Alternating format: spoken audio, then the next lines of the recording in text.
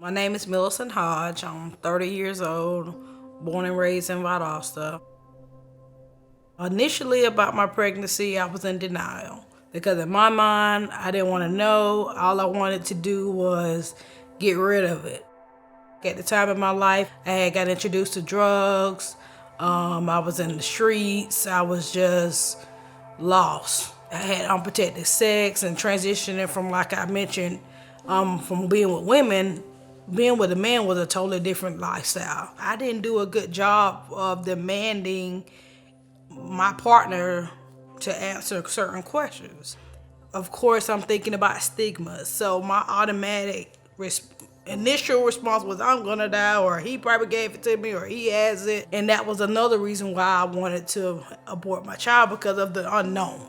My intentions was I had got my taxes. My intentions was to have an abortion.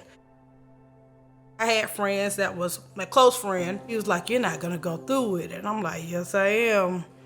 So I was here. I even called a cab here. I Googled abortions, closest, nearest abortion clinic, and options now popped up. And when I called, it was, they're like, no, we give you the options. You first have to go through this first anyway. You should have a pregnancy test, like certain STIs. I wanted to get tested for HIV and AIDS, and I wanted to get my STI, STD testing as well. But when I got here, sat down, it was a lady named Miss Penny.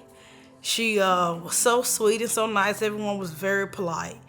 And she pretty much prayed with me. She involved God into the situation, and that was something I wasn't expecting. And I am Christian. We took the test, the pregnancy test, and I was like, maybe, I won't even have to go through with it. The results will come back good. I'm not pregnant. So she came in and she said, you are pregnant.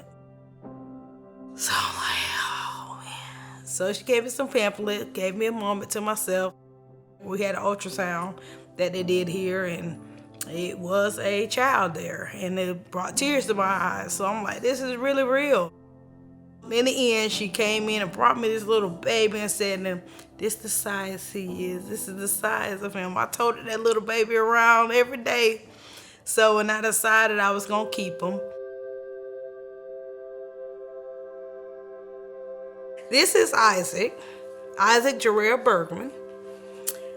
His dad calls him IJ, but he's a Bergman, and he means the world to me. He's awesome. He's a good baby. God blessed me with a good delivery.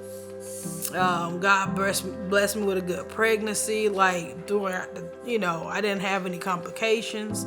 I happen to have a good natural pregnancy. I'm healthy. My son's healthy. I worked at Popeye's chicken here for a whole year last year, took public transportation, caught cabs, did what I had to do for a year while I was pregnant, just to stay away from a different environment, just to stay away from the streets and stuff, and really trust God. And when I did that, everything started to flow. I'm now an employee of Lowe's Distribution Center, working in the office, checking in trucks now. So it's like my son hasn't went a day without anything. He's healthy. I got child care, CAPS approved, my benefits, everything has flowed. Options now gave me a better option. I'll forever be grateful. I stopped by, we had a sit down and met Isaac, and it was so nice. I had a good big bag of little things, and it was just nice. Even like a gift, sometimes people give to the baby, but it was also like a gift certificate to like our local thrift shop for some things for myself and my son. So I'm like, wow.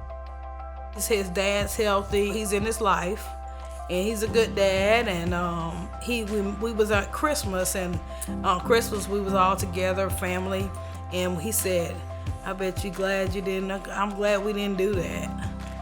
And I'm like, yeah, because I love him so much. I would seek God first and just let him order your steps, because that's what I had to do. And once from the day I stepped foot out of here and transitioned and went from here to the health department and just trusted God after we prayed and took the advice that I was given from Miss Penny, God worked everything out.